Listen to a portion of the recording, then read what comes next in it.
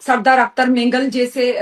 जो हैं वो लीडरान हैं जो हमेशा से ब्लैकमेलिंग की सियासत करते आ रहे हैं, बलूचिस्तान में महरूमियों के नाम पर सियासत करते आ रहे हैं। उसमें भी बढ़ चढ़ के मैदान में आते हैं कि इस तरह जो इलेक्शन में ये हुआ तो वो हुआ, हम असेंबली में नहीं है, हम सीटों पे नहीं है, हम ये नहीं है, तो इसीलिए ये वाकयात और हालात है। तो ऐसे लोगों के बारे में पूरा बलूचिस्तान जानता है। ऐसे जो है वो लीडरान के बारे में जो खुद को सो कॉल लीडर कहते हैं, उनके बारे में पूरा बलूचिस्तान पाकिस्तान जान चुका है कि जब ये हुकूमत में होते हैं, भले ही अपोजिशन बेंचेस पे होते हैं, लेकिन हुकूमत के तमाम तर मामलात में उनका पूरा का पूरा जो है वो हिस्सा होता है। रिसेंटली हमने देखा कि जिस तरह जो कुद्दूस साहब की गवर्नमेंट थी, जिसमें अख्तर मेंगल साहब अपने ग्रुप के साथ, अपने तमाम एमपीएस के साथ, ये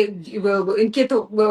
जो बड़े नामी गिरामी जो एमपीएस थे, वो तो बेटे होते थे मीर कुद्दूस बिजंजो के साथ, पूरे हुकूमत को चला रहे होते थे। और उन दिनों भी इस तरह की दहशतगर्दी हुई हमने देखी। तब उनको लगा कि नहीं, जब हम बैठे हैं तो ये दहशतगर्दी नहीं है, ये बस कुछ इस तरह के प्रोपेगेंडा है और इस तरह के नैरेटिव है। जब ये बाहर होते हैं असेंबली से, उनको फिर सब कुछ नजर आता है, ये दुआगो भी बन जाते हैं, क्योंकि ये इसीलिए दुआगो होते हैं ऐसे दहशतगर्दों की, इस तरह की हालात की इसीलिए दुआगो होते हैं कि इन्हीं हालात का फायदा उठाकर ये 20-30 सालों से सियासत करते आ रहे हैं, सीटों पर रहे हैं। दूसरा जो है ग्रुप है जो इस्लामाबाद में बैठा होता है, खुद को लेफ्टिस्ट कहते हैं, उनको या तो बलूचिस्तान की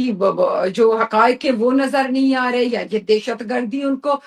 समझ नहीं आ रही कि ये कहाँ से फंडिंग इसकी हो रही है। तीसरा जो ग्रुप है वो आप आजकल देखते हैं सोशल मीडिया पे, सोशल मीडिया के सारे अकाउंट्स वहीं पे ऑपरेट हो रहे हैं।